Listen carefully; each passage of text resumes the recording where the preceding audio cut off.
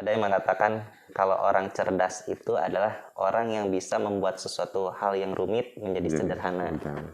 Dan orang yang hebat itu orang yang bisa membuat sesuatu yang sederhana menjadi hal yang luar biasa. Nah,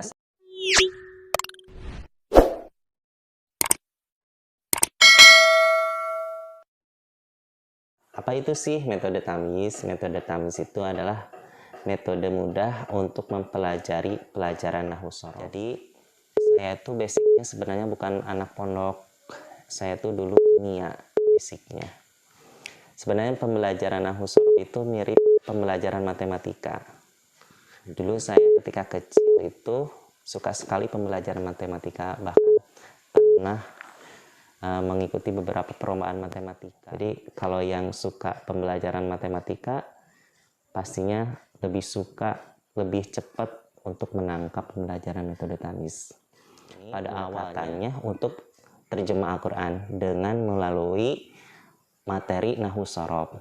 Nah, dengan perkembangan ilmu ternyata nahwu shorof juga bisa untuk mengkaji atau mempermudah baca kitab kuning. Sekarang ilmunya itu lebih memperluas lagi sampai bisa tahfiz terjemah Al-Quran, jadi menghafal kosakata Al-Quran. Sampai sekarang alhamdulillah sampai ke yang namanya balagoh, ada yang namanya fawaid. Kita membuat orang lain bahagia, itulah yang membuat saya itu jadi terus menerus untuk meningkatkan semangat mengajarkan tamis ini.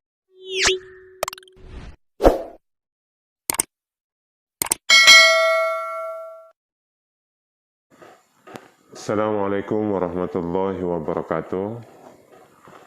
Alhamdulillahirabbil alamin, assalatu wassalamu ala asyrafil anbiya wal mursalin wa ala alihi wa ashabihi ajma'in, amma ba'du.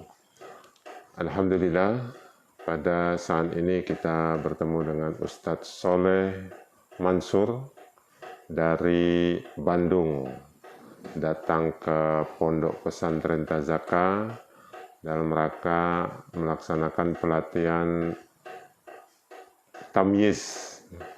Tamyiz adalah, nanti beliau terangkan, ini belajar nahwu shorof dengan mudah dan menyenangkan. Langsung saja Ustaz, beliau ini sudah pengalaman untuk mengajar di berbagai daerah, di daerah Jawa, Sumatera, luar Jawa di Kalimantan. Masya Allah. Jadi beliau ini adalah trainer nasional. Dan ini juga merupakan terobosan dalam pengajaran nahwu shorof, di mana nahwu shorof dibuat mudah, menyenangkan di dalam belajar. Bahkan metode ini bisa diterapkan kepada anak-anak yang setingkat SD. Untuk lebih jelasnya, kita langsung dengarkan dari Al-Ustadz Al-Kiram Al-Mukarram Soleh Mansur. Fadhal Ustadz. Assalamualaikum warahmatullahi wabarakatuh, sahabat semua, sahabat Tazaka, keluarga besar Tazaka, khususnya kepada Pak Kiai Zulkarnain. Terima kasih telah mengundang saya, diberikan kesempatan untuk berbagi ilmu di ponpes ini. Yang pertama kali yaitu tentang metode tamis. Apa itu sih metode tamis? Metode tamis itu adalah metode mudah untuk mempelajari pelajaran nahwu shorof. Jadi metode tamis ini adalah dibuat mudah pembelajarannya. Kalau dulu belajar nahwu shorof itu merasa sulit karena pembelajarannya kurang mengena terhadap masyarakat di Indonesia. Adanya metode tamis ini dicetuskan dari yang namanya Abazaun. Beliau adalah pencetus dari metode tamis, diambil dari nama gurunya Anas Tamis dari Indramayu.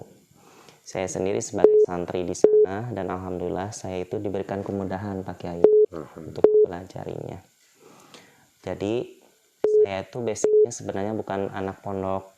Saya itu dulu kimia basicnya. Sebenarnya pembelajaran nahwu shorof itu mirip pembelajaran matematika. Dulu saya ketika kecil itu suka sekali pembelajaran matematika, bahkan pernah mengikuti beberapa perlombaan matematika. Iya, iya. Nah, ketika saya mulai mempelajari nahwu shorof itu polanya itu sama. Jadi kita menghafal rumus, kemudian kita contohkan terhadap contoh-contoh yang lain. Nahwu shorof juga seperti itu. Jadi kalau yang suka pembelajaran matematika pastinya lebih suka, lebih cepat untuk menangkap pembelajaran metode tamis. Pada awalnya metode tamis ini untuk terjemah Al-Quran.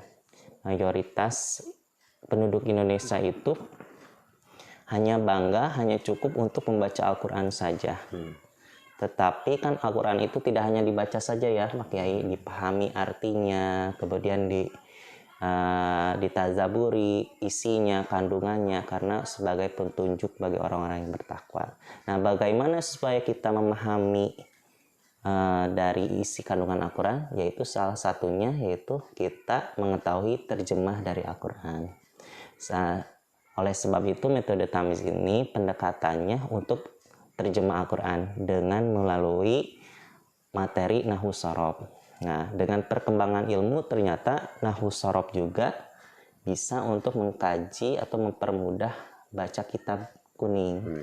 Sekarang ilmunya itu lebih memperluas lagi sampai bisa tahfiz terjemah Al-Quran, jadi menghafal kosakata Al-Quran. Sampai sekarang alhamdulillah sampai ke yang namanya balagoh, ada yang namanya fawaid, tamyiz 5. Jadi seperti itu. Kalau yang namanya ilmu itu sebenarnya ada yang namanya ilmu yang cepat, sebenarnya nggak ada yang instan. Bahkan Imam Syafi'i juga mengatakan bahwa dakain wahirsin wastibarin wabugotin watuli zamanin. Yang namanya belajar itu watuli zaman, butuh waktu. Metode tamis juga sebenarnya untuk menguasai nahwu shorof juga sebenarnya butuh waktu lama. Tapi ini dibuat semudah mungkin supaya orang awam itu ternyata bisa mencernanya dengan mudah gitu Pak Kiai. Seperti itu. Ya, jadi ini suatu terobosan dan beliau mencontoh, artinya beliau ini basicnya bukan di pesantren, bahkan di kimia. Iya. Kemudian bisa memahami, melatih untuk nahwu shorof. Ini suatu hal yang terobosan yang baru istilahnya kan, untuk biar nahwu shorof itu mudah dipahami dan tidak jadi momok. Seakan-akan kalau mau memahami nahwu shorof itu harus gimana gitu kalau di pesantren itu. Nah ini Ustadz melatih ini khusus anak pesantren atau yang sekolah umum Ustadz? Pertama-tama itu saya awalnya itu ngajarnya itu anak-anak sekitar masjid Pak Kiai. Jadi setelah belajar itu saya nggak langsung ngajarin kepada orang yang dewasa tentunya ya. Ngajarin kepada anak-anak kecil yang ada di sekitar. Ternyata mereka menyenangi. Jadi dibuat senang dulu belajar. Ketika menyenangi suatu pembelajaran, otomatis mereka ingin memperdalamnya lagi. Awalnya itu ke anak-anak. Ternyata ketika saya mencoba kalangan ibu-ibu, mereka juga suka belajar juga. Ternyata ibu-ibu rumah tangga juga butuh yang namanya ilmu nahwu shorof tuh, karena arahnya untuk memahami Al-Quran ya. Terus saya coba lagi untuk kalangan dosen. Padahal dulu saya tuh kuliahnya belum tamat. Saya memberanikan diri ngajarin dosen. Ada salah satu dosen dari kampus ternama lah di kota Bandung, pengen belajar juga. Wah, saya merasa kurang pede. Tapi saya pernah ingat kata guru saya, Ustadz Taufik, yang ngajarin saya. Yang namanya ini adalah metode. Yang namanya metode itu meskipun dia udah jago, tapi tetap tangannya ada di kamu. Jadi mengingat kembali guru saya, kata-kata guru saya jadi pede. Meskipun dia sudah tahapnya dosen suatu kampus, dan dia juga alhamdulillah dosen tersebut tawadu juga pengen belajar. Nah dari sana itu saya mulai pede belajar mengajar orang-orang dewasa. Sampai dosen aja diajari gitu dosen ya. aja. Nah saya bikin Timbul iklan rasa, dosen.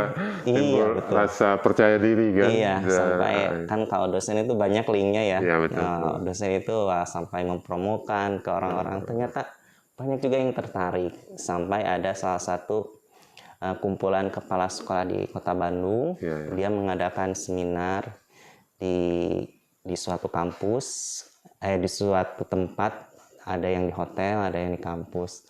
Nah, mulailah terasah saya tuh nahwu sorofnya. Kan kalau kita ngajarin, otomatis kan harus nambah ilmu saya tuh, betul. termasuk ilmu yang lain, termasuk public speaking, termasuk psikologinya, betul. Kalau memahami seseorang tuh, ngajarin anak kecil sama anak gede beda saya. Kalau anak kecil harus lebih ceria, anak gede harus lebih berwibawa tentunya. Nah gitu. Nah, mulai dari sanalah saya mulai percaya diri lah mengajarin orang-orang yang ada. Ternyata alhamdulillah nahwu sorof ini pada waktu itu ada yang namanya Ustazah Lutfia. Dia tuh yang punya tamiz online. Nah saya sempat diangkat sama beliau juga, dikasih kepercayaan. Ternyata linknya juga lumayan banyak juga sama beliau. Dan akhirnya bukan yang Ustadz yang di Pare Kediri tuh. Nah, itu teman beda lagi, beda lagi. Dan akhirnya ya mulailah saya mulai terasah kemampuan mengajar. Ternyata semacam kayak panggilan jiwa Pak Kiai. Saya ngajar tuh. Kenapa? Karena saya bisa membuat orang lain itu jadi bisa. Meskipun walau alam nanti outputnya itu apa, tapi ketika kita membuat orang lain bahagia, itulah yang membuat saya itu jadi terus menerus untuk meningkatkan semangat mengajarkan tamiz ini. Ya, ini teman-teman sekalian, ini unik ini.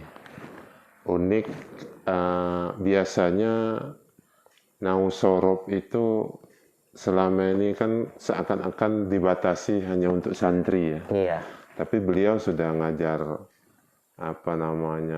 menguji cobakan sistem ini dengan anak-anak. Anak-anak itu tingkat SD ya. Anak-anak dulu iya kelas 6 SD ya. SD, kemudian sampai ke dosen. Nah, artinya untuk menguasai nahwu sorof, dia tidak mesti kalau dulu itu kan berapa tahun di pondok itu kan. Iya. Kemudian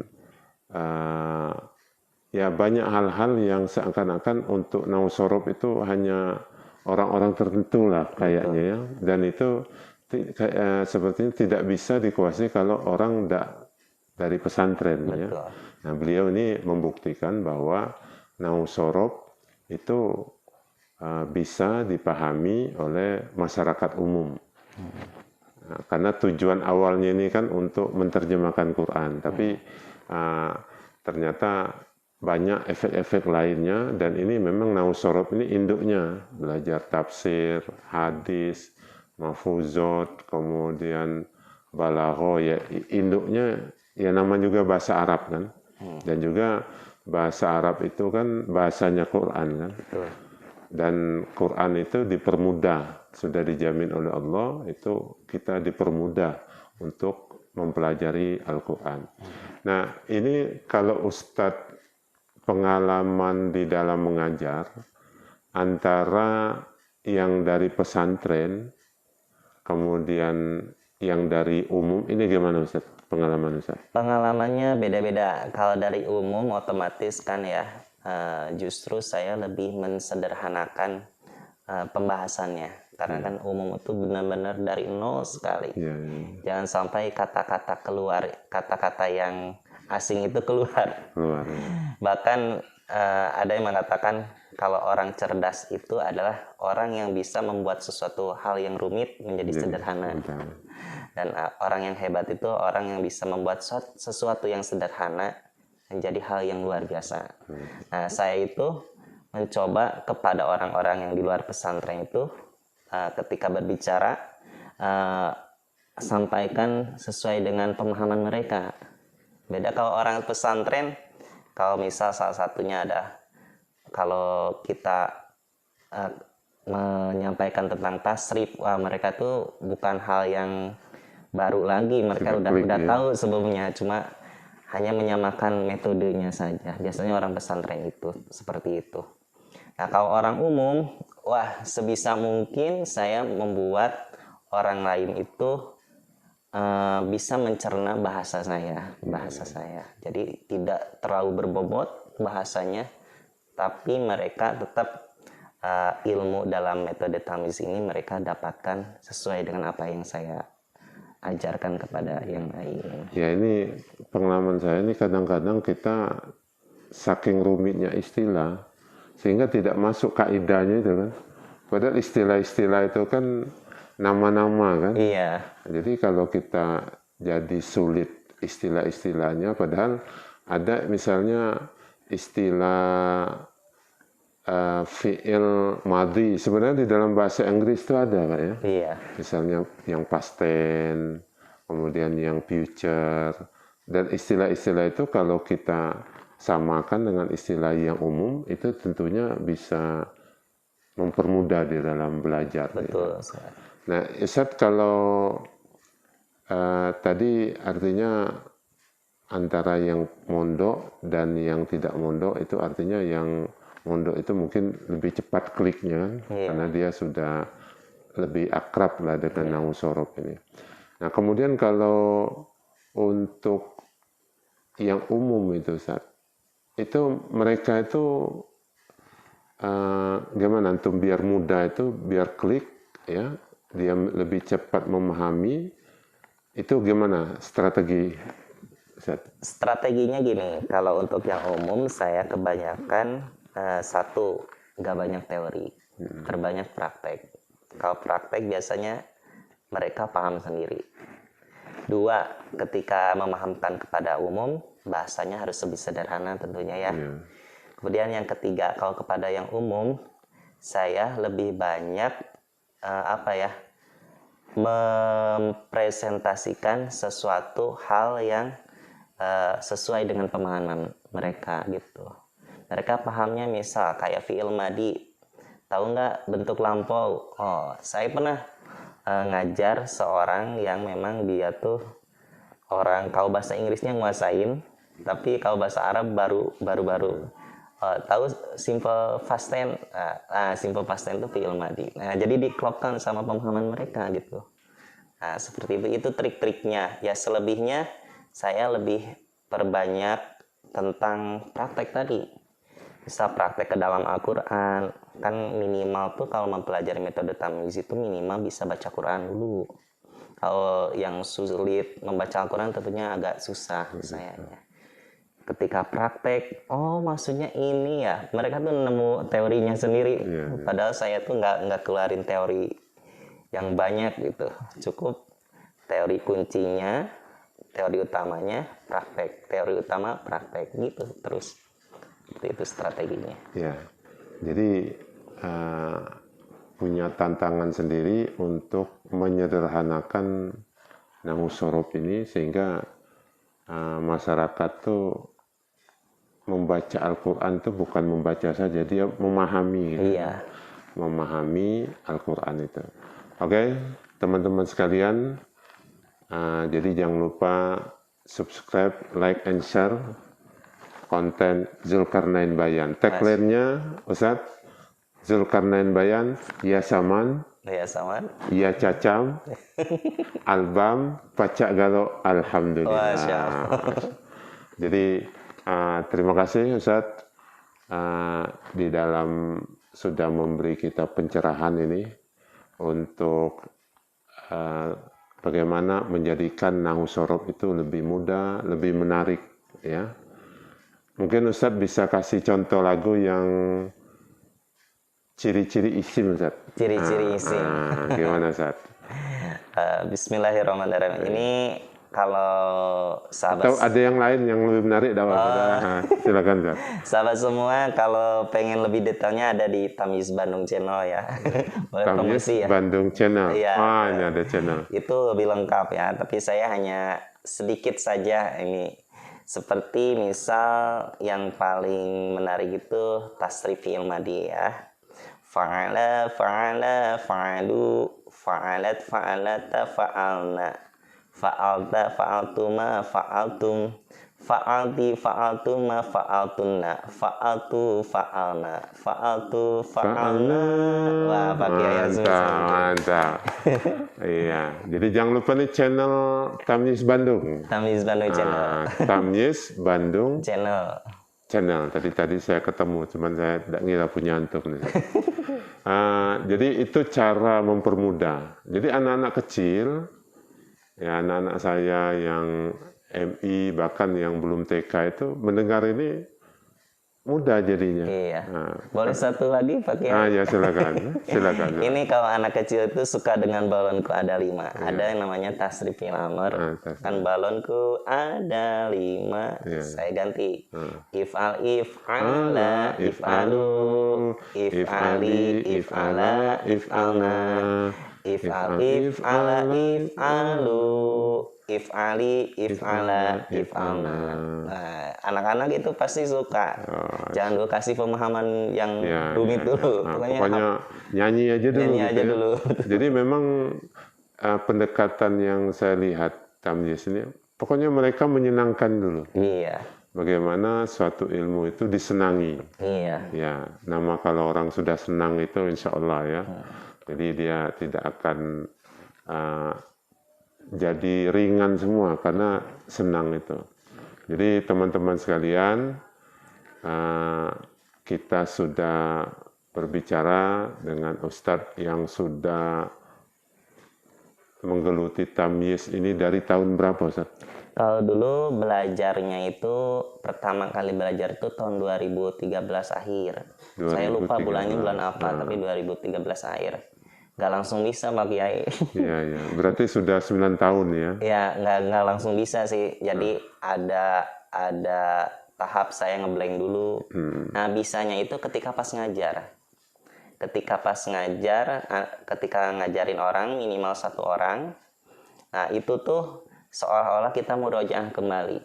Nah, mirip kayak Imam Al-Ghazali kan dulu pulang dari pesantren, dia langsung murojaah apa yang pembelajarannya yang disampaikan gurunya. Saya juga gitu, nggak langsung bisa, masih ngeblank. Terus mulai berani ngajarin itu tahun 2014 akhir. Jadi lumayan setahun sih itunya. Jadi kalau mulai ngajar itu tahun 2014 akhir.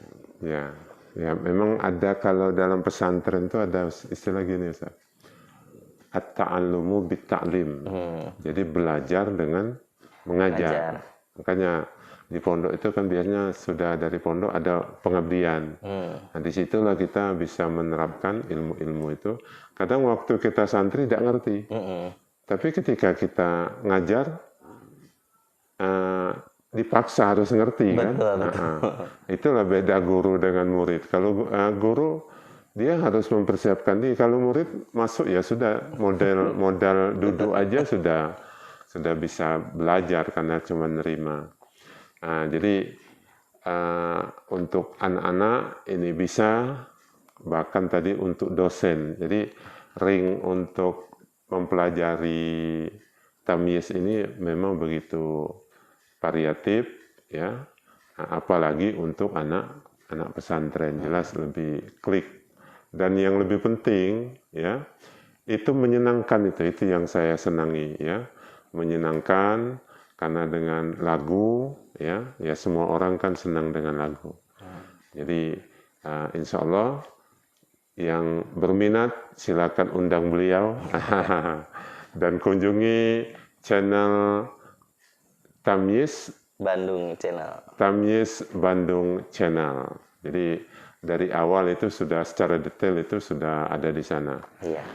Terima kasih sekali lagi Ustadz, nanti lain kali tetap kita undang untuk terus agar semangat Tamyiz ini terus menyebar ke seluruh pelosok. Bahkan beliau ini pernah ngirim ke buku itu ke luar pulau. Ya. Nah, tapi saya pernah dengar ini bahwa buku ini saya tidak tahu siapa yang itu sampai ke Malaysia katanya. Ke Belanda ada. Oh, ke Belanda. Ada. Netizen, Masya Allah, buku Tamyiz ini dikirim ke Belanda. Itu yang belajar sana siapa? Mungkin dari mulut ke mulut, atau kan kalau YouTube tuh kan internasional, agak luas. Mereka tuh lihat YouTube mungkin agak lebih penasaran kan mereka, jadinya mereka ada pengen pengetahuannya lebih detail, jadi membeli buku sama tutorial mereka. Oh gitu, ke Belanda teman-teman. Ya, masa orang Belanda jauh-jauh belajar ini, kita yang Muslim ini kok jadi aneh terhadap nahwu sorof. Oke, tetap semangat untuk belajar nahwu sorof melalui tamyiz. Nanti sasarannya bukan hanya terjemah, tapi bisa membaca kitab kuning, memahami seluk-beluk, nanti balagho sampai bukan hanya tapi sampai balagho nanti ya. Jadi ini ada tingkatan buku 1, buku 2, buku 3, 4, buku 5 sekarang ya. Iya. Jadi ini sangat bagus sekali untuk kita terapkan di lembaga kita.